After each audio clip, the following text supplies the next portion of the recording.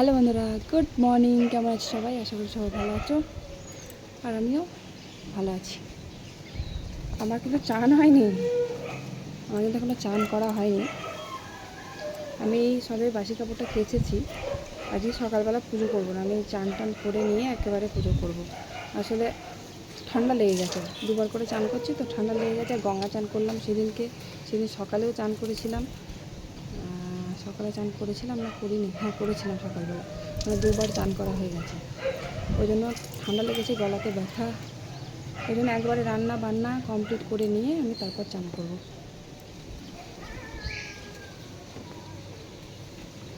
মেঘ করে আছে, আর আমি ভাত কিন্তু বসিয়ে দিয়ে এসেছি। এখন কিন্তু 7:30টাও বাজেনি, 7:15 বাজে। আর বড়ো ছেলের পরীক্ষা, আজকে থেকে পরীক্ষা শুরু। তো ওর জন্য ও ভাত খেয়ে যাবে। পরীক্ষা যখন হয় না, আমি ভাতই রান্না করে দিই ওকে। পেটে খিদে থাকলে পরীক্ষায় লিখতে পারবে না। আর রুটি বুটি করে দিইনি, পরোটাও করে দেবো না।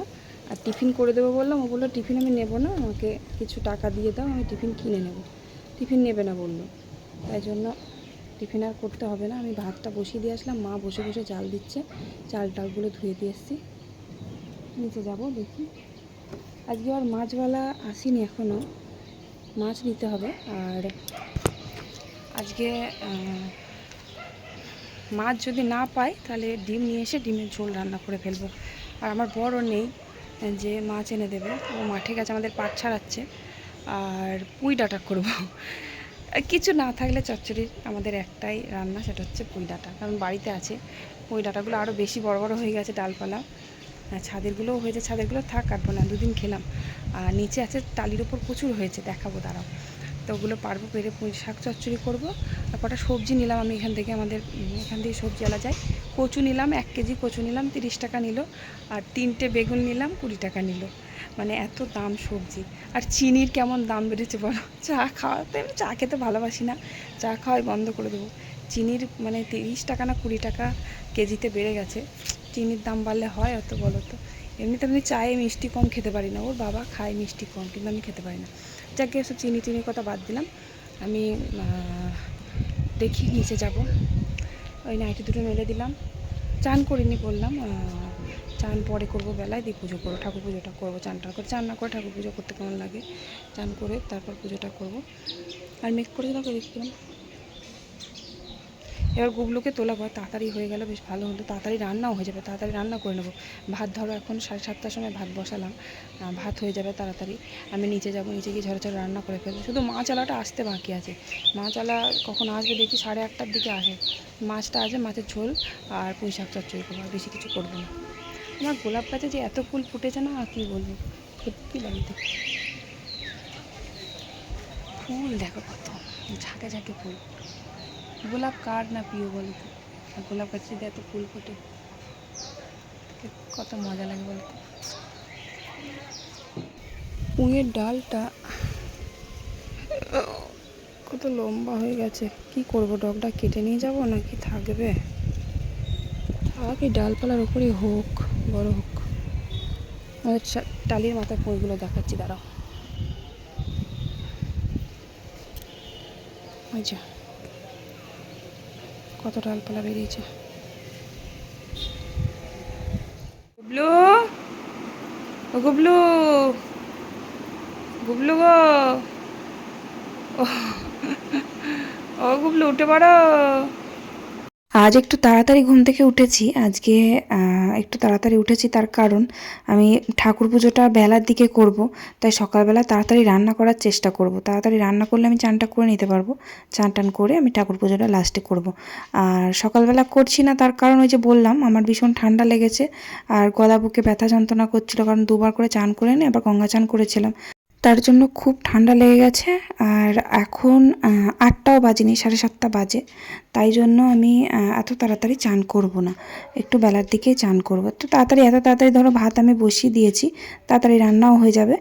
আর গুবলুকে তো এত তাড়াতাড়ি ঘুম থেকে তোলায় না, গুবলু আবার উঠতে চাইছে না, কারণ ও ঘুম থেকে 8:30 পৌনে 9টার দিকে এরকম টাইমে ঘুম থেকে ওঠে। আর সকাল সকাল ঘুম থেকে ওঠাও ভালো আমি নিজে বুঝতে পারছি, কারণ সকালবেলা ঘুম থেকে উঠলে শরীরটা ভালো থাকে। একটু লেট করে ঘুম থেকে উঠলে প্রচুর কাজের মানে ব্যাঘাত ঘটে যায়, কাজের দেরি হয়ে যায়। যেমন 7টার সময় ঘুম থেকে উঠতাম, তখন একটু লেট হয়ে যেত, একটু না ভালোই লেট হয়ে যেত। আর সকাল সকাল উঠে পড়লে রান্নার জোগাড় জানতি থাকলে আমার রান্না হয়ে যায়। ওই যে আমি বললাম রান্নার যা যা রান্না করবো তাইতে বলেই দিলাম, আমি পুঁই ডাঁটা করবো পুঁই শাক তুলে। আর মাছ যদি পাই, মাছবেলা এখন আমি দেখতে পাইনি, কারণ মাছবেলা এত তাড়াতাড়ি সকালবেলা যায় না, 8টা 7টার দিকে মাছবেলা যায়। তো মাছ একটা নেবো। আর যদি মাছ না পাই, যদি না যাই, রোজ তো যায় না, মানে এক একদিন ধরো কোনো প্রবলেম হলে সেদিন আর মাছবেলা যায় না, তো সেদিন মাছটা আমরা পাই না। আর সব সময় প্রত্যেক দিন রোজ বাজারে যাওয়া সম্ভব হয় না। যদি আমার বর ফাঁকা থাকে, মানে কাজ যদি না থাকে তাহলে যাই, আর যদি কাজ করে দোকানে ভিড় থাকে তাহলে আর যেতে পারে না, এখান থেকেই নিয়ে নেয়। আর আমি সবজি নিয়েছি, কচু নিয়েছি আর বেগুন নিয়েছি। কচু বেগুনটা নিয়েছি তার কারণ কচুটা পুঁই শাক চচ্চড়ির মধ্যে দেবো, আর কচুটা আমার ভীষণ ভালো লাগে। সেদিন 1 কেজি নেওয়া হয়েছিল, সেটা শেষ হয়ে গেছে, তাই আজকে 1 কেজি কচু নিয়ে নিয়েছি সকালবেলায়। আর সবজিওয়ালাটা যায় 7টারও আগে, মানে খুব সকালে সবজিওয়ালা যায়, তাই জন্য একটু তাড়াতাড়ি নিয়ে রেখেছি। আর আমি আবার সবজিওয়ালা যদি না হাঁকে আমি দেখতে পাই না, তাই কাকিমা তো বাইরের দিকে কাজ করে, কাকিমাকে বলে রেখেছিলাম যে সবজিওয়ালা গেলে আমাকে ডেকো। তো কাকিমার ঠিক সবজিওয়ালা গেছে তখন ডেকেছে, আমি তখন গিয়ে সবজিটা নিয়ে এসেছি। যাই হোক, তো ঘুম থেকে তোলালাম গুবলু সোনাকে। আর বড় ছেলে তো পরীক্ষা আছে বললাম, এখনও শুয়েই আছে, ওঠেন, এখনও টাইম হয়নি, উঠবে ঠিক। এমনি ও উঠতে চায় না তাড়াতাড়ি, তা আমি আর ডাকলাম না, শুধু বলে আসলাম যে টাইম মতন উঠে রেডি হয়ে নিচে চলে আসবি, একেবারে নিচে খাবার রেডি করে দেবো, খেয়ে স্কুলে চলে যাবি। আমি আর উপরে যাব না, একেবারে নিচে চলে এসেছি। আর নিচে এলাম, নিচে এসে ভাত তো হয়ে গেছে, আর পুঁই শাকটা পেরে নিলাম আগে। আর পুঁই ডাঁটাগুলো এত লম্বা হয়েছে দেখেই বুঝতে পারছো, আর কি মোটা মোটা হয়েছে শাকগুলো, মানে এত ভাল লাগে ডাঁটাগুলো মোটা মোটা হলে। আর বাড়ির পুঁই তাতে আবার কত সুন্দর লাগে বলো তো। সত্যি বলছি, বাড়ির পুঁইয়ের টেস্টই আলাদা, খুবই ভাল লাগে। মানে ওই যে বাজারে যে পুঁই শাকগুলো কিনে নিয়ে আসা, ওগুলো সব মানে মাঠে চাষ করা মাচার পুঁই, ওগুলো খেতে খুব একটা ভালো লাগে না, কিন্তু বাড়িতে যেটা লাগানো হয় ওটাই তো কোনো সার টার দেওয়া থাকে না, খুব ভালো হয় খেতে, খুবই টেস্টি হয়। যাই হোক, 2-3-4 ডাল পারলাম, আজকে একটু বেশি কাটলাম, আর শাকটা একটু বেশি করেই করব, কারণ আমাদের বাড়িতে এখন সবাই পুঁই ডাঁটা খেতে ভালোবাসে। আগে যারা খেত না তারাও খেতে ভালোবাসে, মানে আমার জেঠু আমার বর, ওরা দুজনেই পুঁই শাক খেত না, এখন আবার খুব ভালোবাসে খেতে। আমার বর আবার ডাঁটাগুলো বেশি পছন্দ করে, ওই জন্য বেশি করেই কাটলাম। আজকে আবার একটু বেশি পরিমাণে ঝিঙে দিয়েছি, ঝিঙেটা আমাদের এই জমি থেকে তুলে এনেছে, এত মানে কচি ঝিঙেটা, আর কি বড় বড় লম্বা লম্বা সাইজের ঝিঙে, কি সুন্দর, অনেকগুলো ঝিঙে ছিল। আমি বেশি করে আজকে একটু চচ্চড়িতে ঝিঙে দিয়েছি। আর একজন কমেন্ট করেছো যে ডাঁটা চচ্চড়ি সর্ষে বাটা দিয়ে কি করে রান্না করো। দেখো, আমি তো রান্নাটা করি তোমাদের দেখাই আর বক বক করি, তোমরা তো দেখতেই পাও। এই যে সবজিগুলো আমি আগে ভেজে নিই, আর সবজি দিয়ে দেখো পুঁই ডাঁটা চচ্চড়ির মধ্যে সবথেকে মেন জিনিস হচ্ছে চাল কুমড়ো। মিষ্টি কুমড়ো দেওয়ার দরকার নেই, যদি চাল কুমড়ো থাকে তাহলে চাল কুমড়ো দেবে, দেখবে পুঁই ডাঁটা চচ্চড়িটা মানে আরও দারুণ টেস্টি হয়ে যায় মিষ্টি কুমড়োর থেকেও। মিষ্টি কুমড়ো না দিলেই ভালো হয়, আমার যখন বাড়িতে থাকে তখন দিই, আর যদি না থাকে তাহলে চাল কুমড়োটা বেশি ভালো লাগে। চাল কুমড়ো, বেগুন, ঝিঙে, তারপর একটু সামান্য আলু, কচু, তারপরে যদি থোড় দেওয়া হয়, মূলো দেওয়া হয়, তাহলে তো আর দেখে কি এত টেস্টি হয়ে যাবে, তখন আবার আরও স্বাদটা বেড়ে যাবে মূলো থাকলে। তবে সবজি এলাকায় আজকে মূলো দেখলাম না, ছিল না মূলো। আর এখন মূলোর যা দাম হবে, থাকলে আমি নিতাম একটা, তবে ছিলই না মূলো। তারপর ওই 8টা 8:30টার দিকে মাছওয়ালা আসলো, মাছওয়ালার কাছ থেকে একটা মাছ নিলাম, রুই মাছ। আর মাছ ছিল না, অন্য মাছ ছিল বলতে ছোট ছোট চুনো মাছ ছিল, মানে খয়রা মাছ। খয়রা মাছ আমার একদম ভালো লাগে না, মানে বাড়িতে কেউ পছন্দ করে, আমি খেলেও খুব একটা পছন্দ করি না। আর ওই যে ছোট ছোট খোকা ইলিশগুলো ছিল, আমি হাতে দেখলাম খোকা ইলিশটা খুব একটা ভালো না, তাই ওই রুই মাছ দুটো ছিল, তার মধ্যে একটা মরা ছিল, আমি আর একটা যেটা জ্যান্ত ছিল সেটা নিলাম। ব্যাস ওই মাছটা পেয়ে গেলাম, খুব ভালো হলো মাছটা, আলু দিয়ে একটু ঝোল করব ব্যাস। আর ওই পুঁই শাক চচ্চড়ি, আর পুঁই শাকটা ওদিকে বসিয়ে দিলাম, বসিয়ে দিয়ে এসে আমি মাছটা কেটে নিলাম ঝট করে। মাছের আঁশ তো আমি ছাড়াতেই পারলাম না বটি দিয়ে, বটিতে একেবারে ধার নেই, আর আঁশ ছাড়াতে গিয়ে মাছটাই কেটে যাচ্ছে, তাই আমি ওই মাছের আঁশ আমি ওই শানটাতে ঘষে ঘষে বার করে নিলাম। আর এদিকে দেখো, আমার মাছ কাটতে কাটতে আমার পুঁই শাক চচ্চড়িটাও হয়ে গেছে।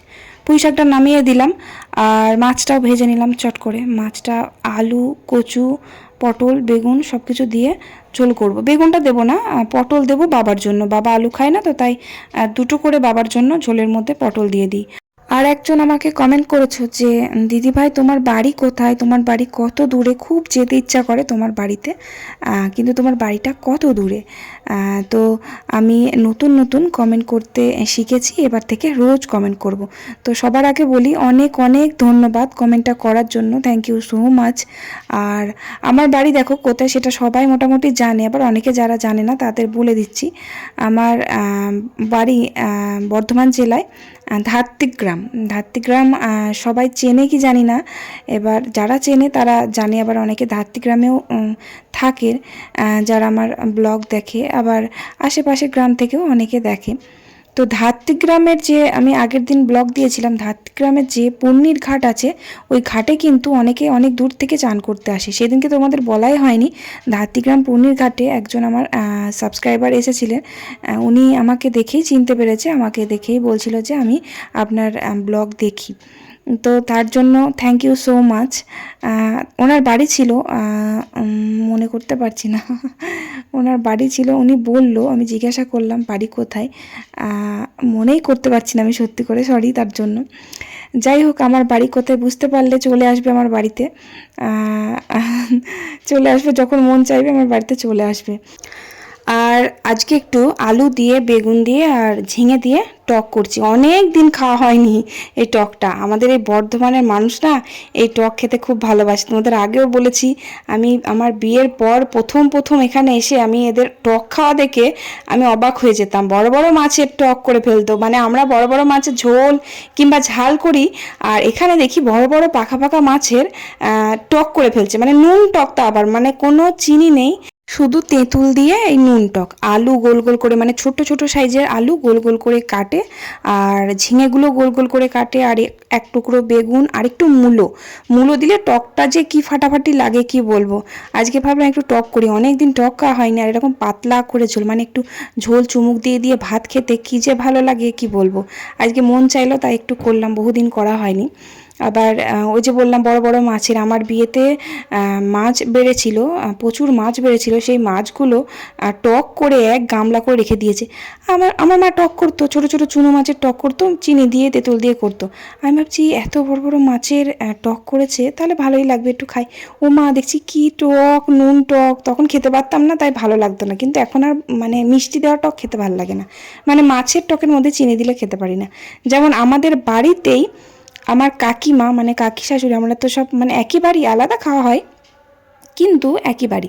তো এবার কাকিমারা কিন্তু এরকম আমাদের মতনই মাছের টক করে, কিন্তু ওরা চিনি দিয়ে খায়, কিন্তু ওরা আবার নুন টক খেতে পারে না। মানে টক কিন্তু খাই আমরা মাছের, কিন্তু ওরা চিনি দিয়ে খায়, আমরা নুন টক খাই, মানে যাদের যা অভ্যেস। যাই হোক, তো রান্নাবান্না কমপ্লিট করলাম। মাছের টক, সরি মাছের ঝোল, টক টক বলতে বলতে টকই বেরিয়ে যাচ্ছে। মাছের ঝোল আলু কচু আর পটল দিয়ে, আর আলু বেগুন ঝিঙে দিয়ে টক ঝোল ঝোল করে, আর ডালও করেছি, ডালটা দেখালাম না, ডাল রোজই করতে হয়। আর কি করলাম, হ্যাঁ পুঁই শাক চচ্চড়ি, ব্যাস আমার রান্না শেষ। রান্না কিন্তু অনেক তাড়াতাড়ি হয়ে গেছে, এবার আমি চান টান করবো, পুজো করে তারপর ভাত খাবো। তো কড়াইটা আমি ভেজে নিলাম, কিন্তু ঘুমাচ্ছে না, কি করছিস ওটা, খুব দুষ্টুমি করছে। এখন মানে 2টো বাজে, আমার চান টান হয়ে গেছে, আমি শুয়ে আছি, বাবা আসলে আবার খাবো। ঘুমিয়ে পড়ো গুবলু। সকালবেলা পুজোটা করতে পারিনি, ঠাকুর পুজোটা, তো আমার ননদ এসেছে তোমাদের বললাম, তো ননদ আবার চান টান করে পুজোটা করে নিয়েছিল, তখন আমি কড়াইটা মাজছিলাম, তখনও বললো বৌদি আমি তাহলে পুজোটা করে নিচ্ছি। তো চান করে পুজো করে নিয়েছিল, আমি খেয়ে নিয়েছিলাম তারপর ভাত, তারপর চান টান করলাম, চান টান করে তাড়াতাড়ি রান্না হয়ে গেল, কাজ কমপ্লিট হয়ে গেল, বসেছিলাম গুবলু সোনাকে আমি নিয়ে। তারপর তো ঝমঝম করে বৃষ্টি শুরু হয়ে গেল, গুবলুকে চান করালাম, খাওয়ালাম, ও ঘুমিয়ে গেছে। তারপর আমার বর বাড়ি আসলো 3:30 সময়, তো 3:30 সময় দুটো ভাত খেয়ে নিলাম। খাওয়া দাওয়া করে আমি একটু শুয়েছি, আর গুবলু সোনা ঘুম থেকে উঠে পড়েছে, ঘুম থেকে ওর তাড়াতাড়ি উঠে পড়েছে বলে আমি বললাম তাহলে একটু পড়তে বস। না, ও ঘুম থেকে তাড়াতাড়ি ওঠেনি, ওর পিসমণি চলে গেল, বাড়ি চলে গেল, তা ওকে ডেকে নিচে নিয়ে গেছিলো ও চলে গেল বলে, তাই সে তখন ঘুম থেকে উঠে পড়েছে। তো আমি বললাম তাহলে পড়তে বস, পড়াগুলো লেখাগুলো ঘর টেনে দিলাম, দাগ টেনে দিলাম, ও লিখছে বসে বসে। আর আমার ঘুম পাচ্ছে, আমাকে বলছে মা তুমি ঘুমাও, আমি লিখে নিচ্ছি। আজকে মানে খুব মানে মুডটা ভালো আছে, তা না হলে ও পড়তে বসতেই চায় না, খুব দুষ্টুমি করে, আবার লিখতেও চায় না। আজকে বেশ একটু টুকটুক করে লিখে নিচ্ছে। লেখাটা প্র্যাকটিস করলে না পড়াটাও মুখস্থ হয়ে যায়, তো ওর জন্য আমি ওকে পড়ানোর থেকে লেখাটা প্র্যাকটিসটা বেশি করাই ওকে। তারপর বিকেলবেলা ঘরটা নোংরা হয়, বিকেলবেলা একটু ঘরটা ঝাড় দিলাম ঘুম থেকে উঠে। তারপর সন্ধেবেলার দিকে একটু মুখে একটু ফেস প্যাক না মানে ফেস একটু মাসাজ করলাম, মানে একটু সময় থাকলে হয়, তাছাড়া এসব মুখের জন্য আলাদা করে কোনো সময় বার করি না আমি। আজকে দুপুর টাইমটা গুবলুকে পড়তে বসিয়েছিলাম, যার জন্য ওর পড়াটা অর্ধেক হয়ে আছে। তাই আজকে সন্ধেবেলার দিকে ওকে মানে এক টানা বেশি চাপ দিই না আমি, যেদিন আমি ধরো এবিসি তারপর 1 2 লেখাই, সেদিনকে অওয়াটা লেখাই না, কারণ অওয়া তো অনেকগুলো শব্দ আছে, যার জন্য অত চাপ দিই না। আবার একটু ড্রয়িং খাতা কিনে দিয়েছি, একটু ড্রয়িংটাও শেখাচ্ছি। আমার বড় ছেলে এই বয়সে কিন্তু অনেক শিখে গেছিলো, তখন তোকে ভর্তি করে দিয়েছিলাম, এত লেটে ওকে ভর্তি করেনি। তবে গুবলুকে আমি ওদের স্কুলে ভর্তি করাবো না এখনও, মানে ঠিকই করতে পারছি না ওকে কোথায় ভর্তি করাবো, তবে ভর্তি তো করাতেই হবে।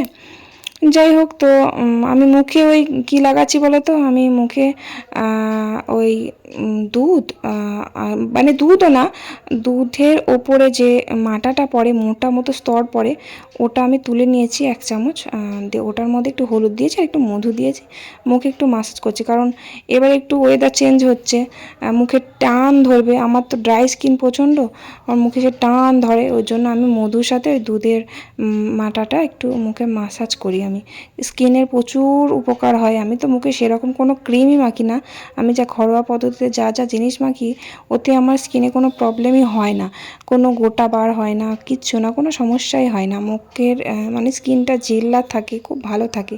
তাই যতটা পারি ঘরোয়া জিনিসই আমি মুখে ইউজ করি। তো তারপর নিচে এলাম, নিচে এসে ভাতটা বসিয়ে দিলাম, মায়ের পায়ে ব্যথা, ওর জন্য আমি নিচে এসে ভাতটা বসিয়ে দিলাম। মা এসে দেখছে এটা বসিয়ে দিয়েছে, আমি চাল টালগুলো ধুয়ে দিয়ে ভাত প্রায় হয়ে এসছে, ভাতটা নামাবো। রাত্রেবেলা সব ভাতই খাবো আজকে, আর রুটি মুটি কিছু করলাম না। তো চলো আজকের ব্লগটা আমি এখানে শেষ করছি, ভালো লাগলে অবশ্যই লাইক করে একটা কমেন্ট করে দিও। Tata, bye bye.